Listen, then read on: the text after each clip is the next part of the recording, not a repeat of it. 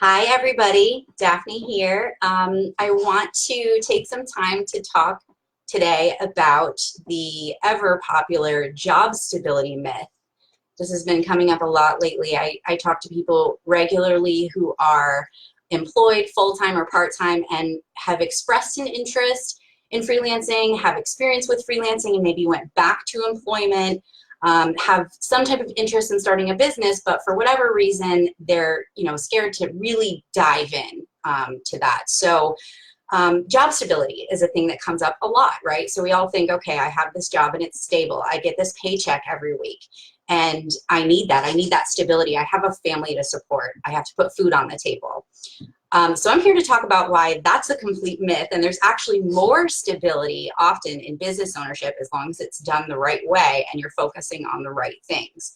So if you clicked on this because you saw the title and just instantly disagreed, I'm going to take a step back and reflect on 2008, right? So for those of us who were employed in the corporate world, those of us who weren't, we all saw the effects of what happened, right? And it was something that was completely outside of our control.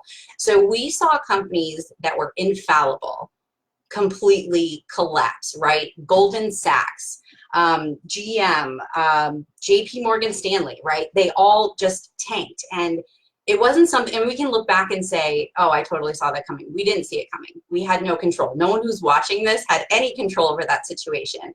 So if you were employed by any of these companies, or even companies who aren't, on that list, we're all affected by it in a very negative way, right?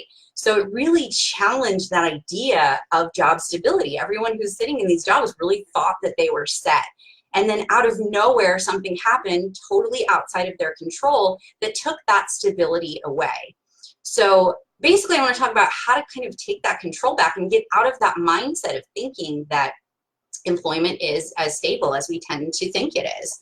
So when it comes to employment, your employer at any point can fire you. They can lay you off. You don't have any input on that either, right? You're not running the company, so you're not in control of what happens there.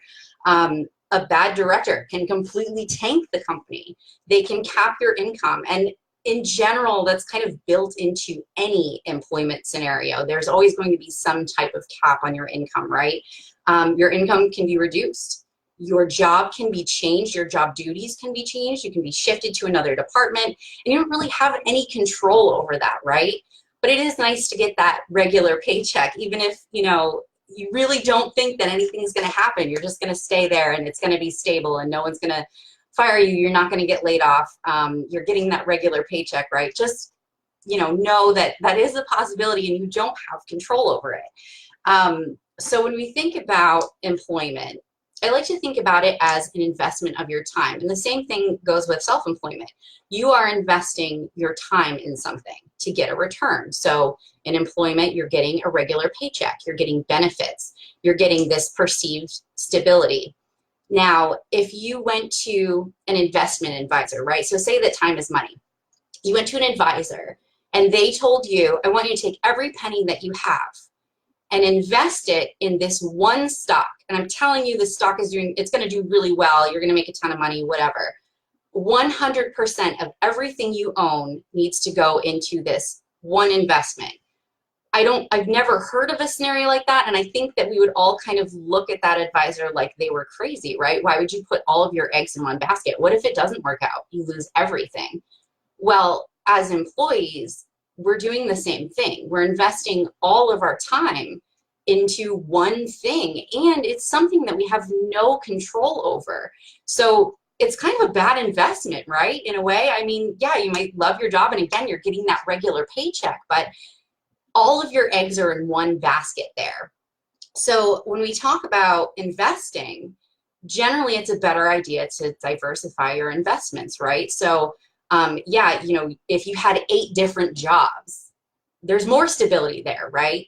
So if you're in freelancing or you start a business, I'll give you an example, I guess, how I work. I have, at any given point, I might have 10 clients, right? 2 or 3 of those clients cover the income that I need to pay my bills. It covers what I was making previously with a corporate employer. So if 8 of my clients all today called me up and decided to fire me, which I've never had a single client fire me. But if 8 of them, 80% of them called me and wanted to fire me today, I can still pay my bills, right? So there's more stability in that diversification, right? So yeah, and in general, it's more lucrative too. There's no cap on your income. There's no cap to, yeah, you have a time cap, but you know, looking at the people I've worked with and myself as well, I spend a lot less time working now and I get a higher return on my time. And it's more stable again, because like I said, I have multiple clients, I'm diversifying my time. So there's a lot more stability in that. It's not like one employer can just fire me today and then I have nothing. You know, if one client fires me today, I have, you know, 8 or 9 other clients. So it'd be totally fine. And oh yeah, and I also wanted to kind of allude to, I was just reading an Intuit report. This is kind of what made me think of this. I was reading an Intuit report that said by 2020, they predicted that more than 40% of the US workforce would be contingent workers. I think a lot of that kind of alludes to the shifts that we've seen in recent decades, right? So it made sense for our parents and our grandparents to you know, have one job for a long time, and there was stability in that until we were proven otherwise.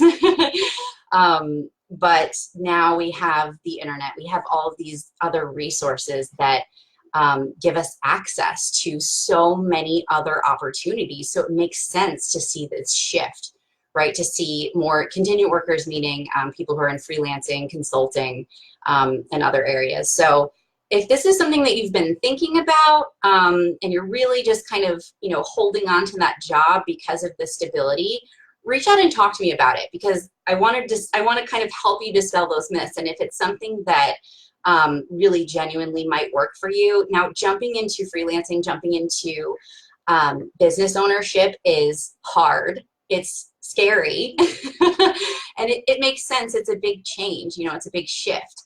And there's a lot of responsibility on your shoulders. So when we talk about the lack of stability with employment, a big part of the reason why there's lack of stability there is because you don't have control. Now, when you're self-employed, you have all of the control, and that can be scary because you can fail, right? But again, you're diversified to a degree where there is no real failure. I've seen people fail in business, right? Because, and it's not even really a failure. It's like, okay, this isn't working. I have this offer, I'm not getting clients. I have, you know, whatever business, it's just not working out. All you really have to do is just adjust and reach out and get support if you need it, figure out what the adjustments need to be, and change what you're doing. It doesn't mean that you failed. It just means that you need to kind of shift where you're going, right? If you are fired from your job or laid off because of something outside of your control, you can't really just make that shift, right? It isn't just like, okay, let's look at what I'm doing at my job and maybe change it a little bit. It's like, now I have no job and I have no income and I have to go all the way back to the drawing board and start over, and I have nothing coming in, right? So it's very different. But again, I mean, it can, like I said, it can be scary to get into freelancing or self-employment, but as long as you are focusing on the right things, really, I mean, focusing on the right things. So I work with people who are employed full-time and they're shifting into freelancing, so they don't have a lot of time to build their business. And that's why I like working with people in that realm, because they really have to focus their efforts on the actions that bring them results. And especially if you aren't employed full-time, you can dive into it so quickly and you can bring in income from multiple clients, so you're building more stability there. And then of course, I mean, there are other benefits to having an employer. You have health insurance. I can address all of that. There's 401ks and things of that nature. All of those things are still available to those of us who are self-employed. And in some cases, I've actually found more benefit to it, right? Sometimes it's a tough adjustment, but there are tons of options, and I'm here to help you through those. So if this is something that you've been thinking about, you're a little unsure about it and kind of scared to make that leap, please feel free to reach out to me, and I'm more than happy to talk about it. I I'm sure you've seen, I will rave about this all day. It's just such an amazing lifestyle shift for me, having gone from corporate employment to freelancing. It's really just changed my life and made it so much better in so many ways. So if this is something that interests you, and you don't want to stay in that 9 to 5, you don't want to stay in that, stringent environment, you want to take more, you want to have more control, but maybe you're kind of scared to take that leap, reach out to me. I'd be more than happy to talk about it. Hi, Jim Bob. Hi, everybody. Thanks for joining.